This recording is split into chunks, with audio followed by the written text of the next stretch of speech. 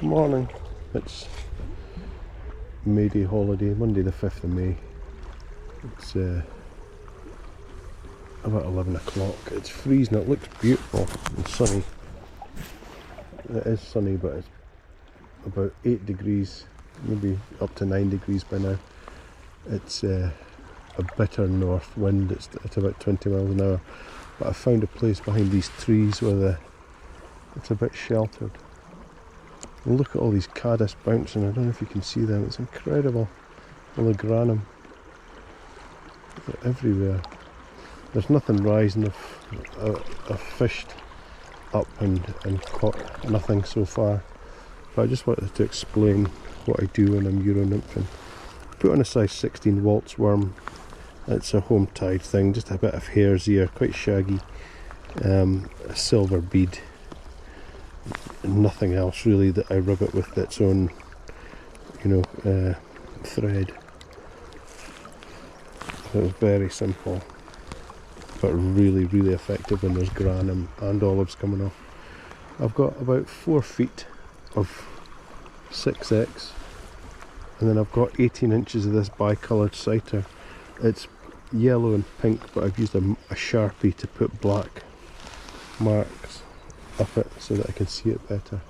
And then I've got about 15 feet of 6-pound monofilament attached to a Euro line.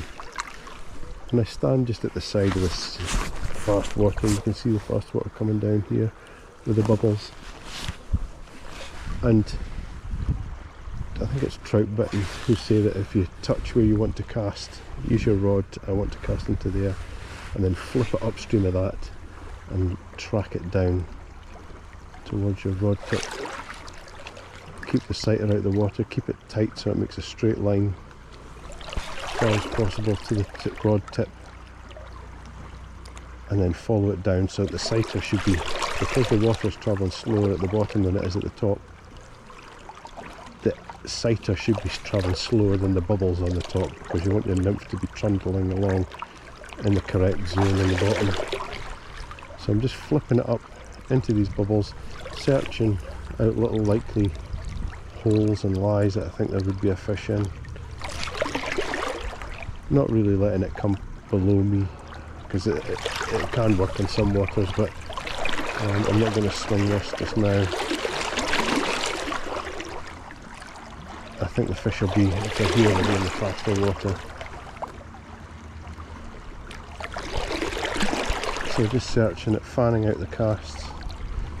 If I was to cast away from the rod tip across there, that's still effective, and you can still get a good contact with your fly, but the fly doesn't come in a straight line down the drift, it comes back towards the rod tip. So that's why they say touch where you want to cast and then flip it upstream and take it down in the same current, so your nymph's not crossing fast currents as it comes back towards your rod tip. Now, I expect my GoPro battery to run out because I've been recording for quite a while, but there's been nothing to record, so it may well conk out just shortly. So hopefully you can see the sighter on the film, but if it didn't have those black bands with a Sharpie pen, I wouldn't be able to see it. So here we go, here there's a big bit of soft water in between the 2 bits of fast water. I think if it was earlier in the season they'd be sitting right on that back. That's not a back maybe, it's just really soft water between 2 fast currents. But today I would expect them to be in the fast water. The river is extremely low. I've never seen it like this before.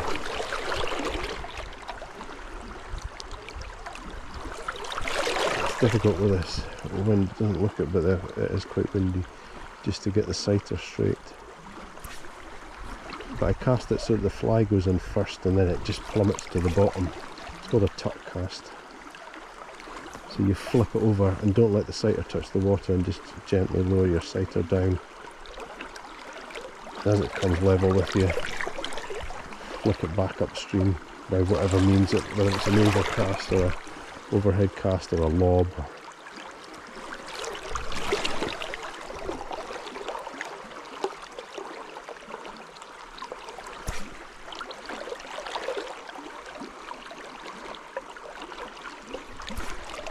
It's so cold today. I've got about 4 jackets on, so I wonder if that's why the trout aren't feeding so many caddis.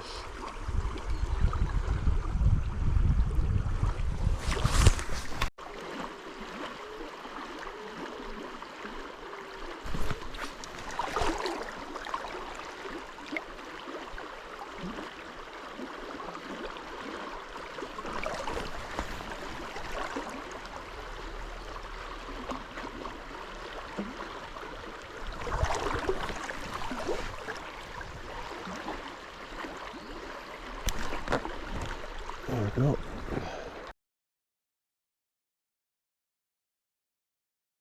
Alright, I managed to change the battery one-handed.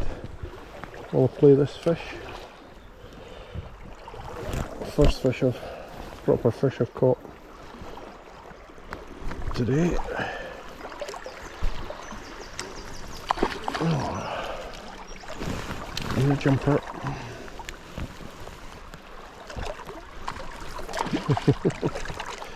It certainly is a jumper. Right, let's try and scoot him through the...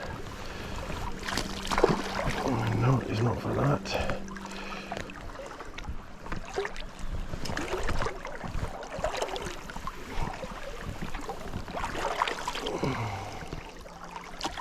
Come on, you.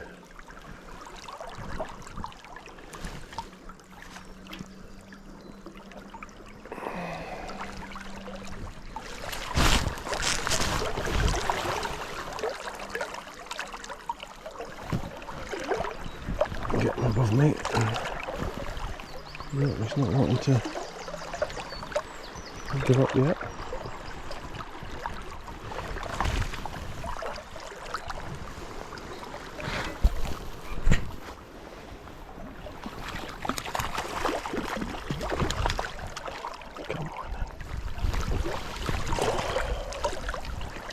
Took longer than it should have done. Probably because I was trying to change my GoPro battery. Oh, he's a chunky one. He's a chunky one. He's taking that little waltz worm.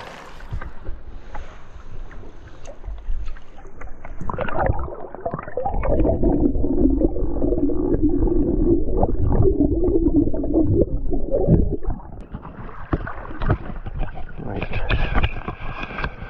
Let's try and get another one.